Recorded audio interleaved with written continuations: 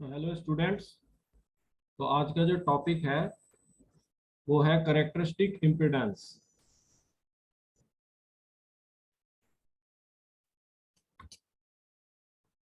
तो मान लीजिए यह एक इलेक्ट्रोमैग्नेटिक वेव है जो कि जेड डायरेक्शन में प्रोपोगेट कर रही है।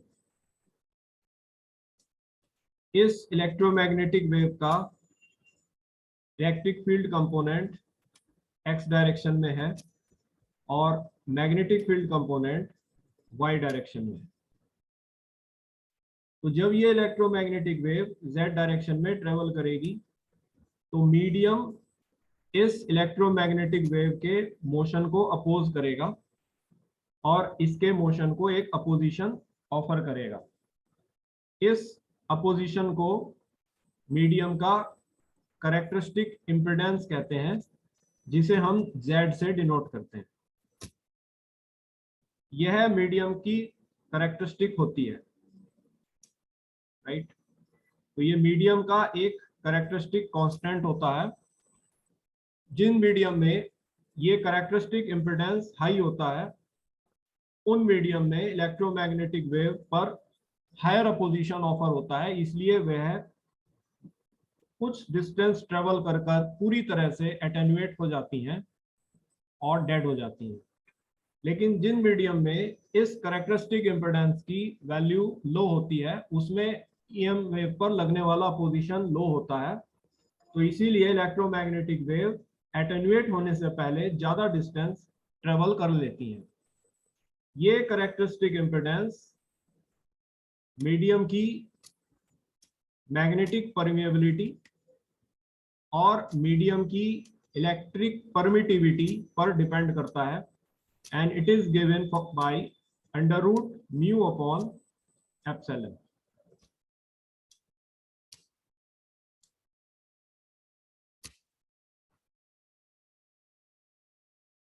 तो जैसे जैसे ये इलेक्ट्रोमैग्नेटिक वेव जेड डायरेक्शन में ट्रेवल करेगी तो इस इलेक्ट्रोमैग्नेटिक वेव का जो इलेक्ट्रिक फील्ड कंपोनेंट है वो एम्पलीट्यूड और फेज में जेड के साथ एटेन्यूएट करेगा एक्सपोनेंशियली, राइट।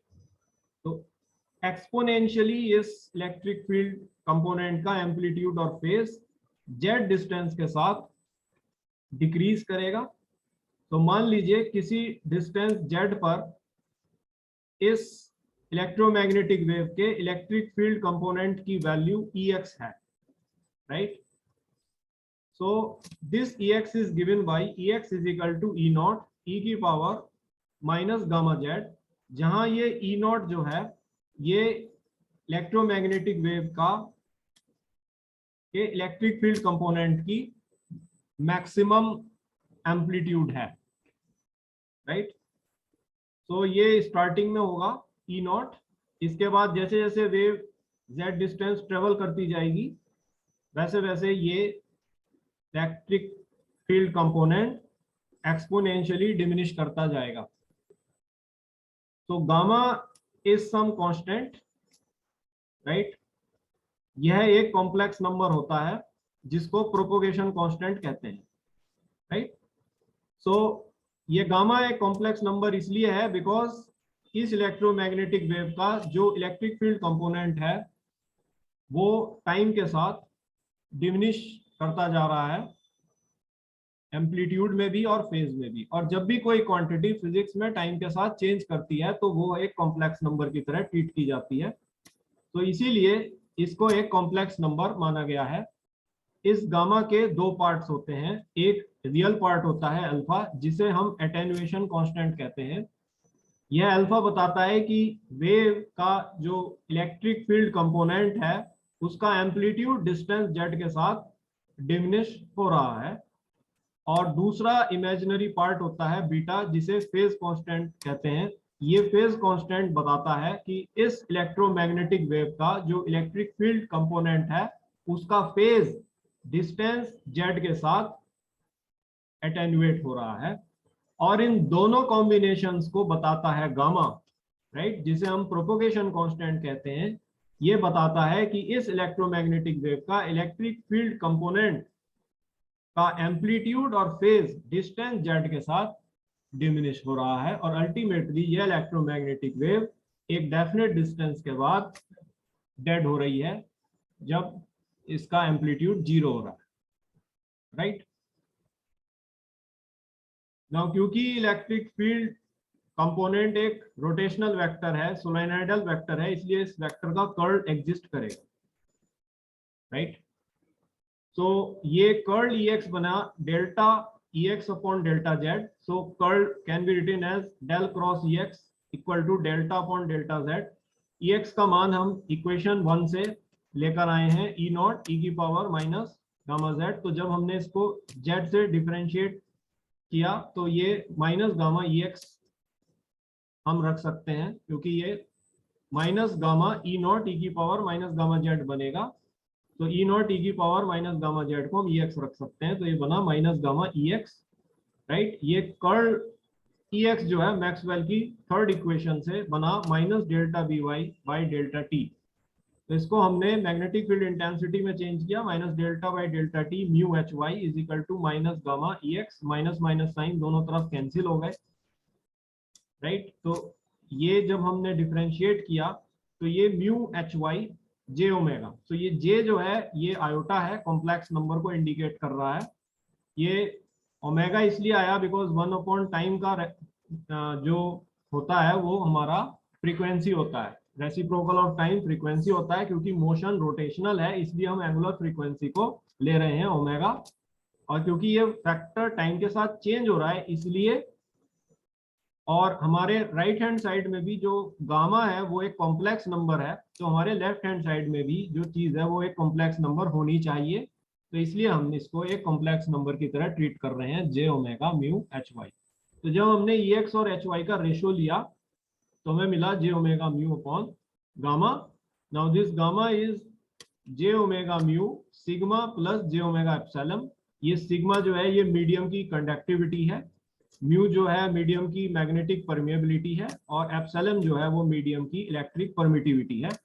तो जब हमने इस गामा की वैल्यू को, जो कि अंडर रूट जे omega mu sigma plus J omega epsilon है, इस एक्सप्रेशन में हमने रखी, तो हमें ये मिला कि this characteristic impedance is equal to under root omega mu upon 2 sigma for good conductors, right. तो ये गुड कंडक्टर्स के लिए कैरेक्टरिस्टिक इम्पीडेंस आ रहा है जो कि इलेक्ट्रोमैग्नेटिक वेव की फ्रीक्वेंसी के स्क्वायर रूट के डायरेक्टली प्रोपोर्शनल आ रहा है, right. We can say that this is directly proportional to the frequency of electromagnetic wave. Now क्योंकि इलेक्ट्रोमैग्नेटिक वेव की फ्रीक्वेंसी काफी हाई होती है तो गुड कंडक्टर्स का कैरेक्टरिस्टिक इम्पीडेंस भी काफी हाई होगा, राइट। तो यही रीजन होता है कि गुड कंडक्टर्स जैसे कि मेटेलिक वायर्स में इलेक्ट्रोमैग्नेटिक वेव जब जनरेट होती है तो वो मामूली डिस्टेंस ट्रेवल कर ही डेड हो जाती है, बिकॉज इलेक्ट्रोमैग्नेटिक वेव पर जो इम्पीडेंस गुड कंडक्टर ऑफर कर रहा है वो बहुत हाई ऑफर कर रहा है, तो इसलिए वेव ज्यादा डिस्टेंस ट्रेवल नहीं कर पाती है, थोड़ा डिस्टेंस ट्रेवल कर करके डेड हो जाती है। लेकिन अगर हम बात करते हैं पुअर कंडक्टर्स की, जैसे एयर है, तो इस केस में जो ये कैरेक्टरिस्टिक इम्पीडेंस होता है ये फ्रीक्वेंसी से इंडिपेंडेंट होता है, राइट। तो it does not depend on the frequency of the electromagnetic wave. So that is the reason कि गुड कंडक्टर्स में जो इलेक्ट्रोमैग्नेटिक वेव है वो एटेन्यूएट, कंप्लीटली एटेन्यूएट होने से पहले काफी डिस्टेंस ट्रेवल कर जाती है, क्योंकि गुड जो नॉन कंडक्टर्स हैं उसमें characteristic impedance offer to the wave is quite small, ठीक है। It is not high as in the case of metallic wires and good conductors. भले ही इसका एफ काफी हाई हो ईएम वेव का, लेकिन जेड इंडिपेंडेंट होता है एफ के, तो इसलिए ईएम वेव काफी डिस्टेंस ट्रेवल कर गुड नॉन कंडक्टर्स में या पुअर कंडक्टर्स में डेड करती है।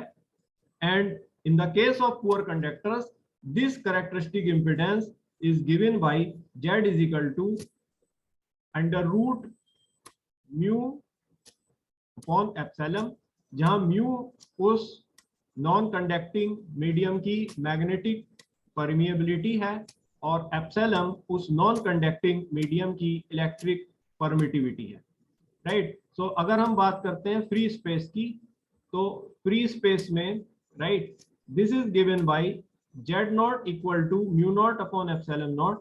तो हम म्यू नॉट की वैल्यू जानते हैं 4 पाई इंटू 10 की पावर -7 होती है, और एप्सिलॉन नॉट की वैल्यू 8.85 इंटू 10 की पावर -12 होती है। तो जब हम इसमें वैल्यूज को रखेंगे तो एयर के लिए हमें ये कैरेक्टरिस्टिक इम्पीडेंस 377 ओम्स मिलेगा। तो हम कैरेक्टरिस्टिक इम्पीडेंस को कह सकते हैं कि एक्चुअली ये किसी भी पॉइंट पर इलेक्ट्रोमैग्नेटिक वेव की इलेक्ट्रिक फील्ड कंपोनेंट का रूट मीन स्क्वायर वैल्यू और उस पॉइंट पर इलेक्ट्रोमैग्नेटिक वेव के मैग्नेटिक फील्ड कंपोनेंट का रूट मीन स्क्वायर वैल्यू का रेशियो होता है, right. So we can also define this characteristic impedance as ratio of root mean square value of electric field component of EM waves upon root mean square value of magnetic field component of EM wave at that point. So ये E अगर बढ़ता है किसी medium के लिए तो ये H भी बढ़ेगा, राइट।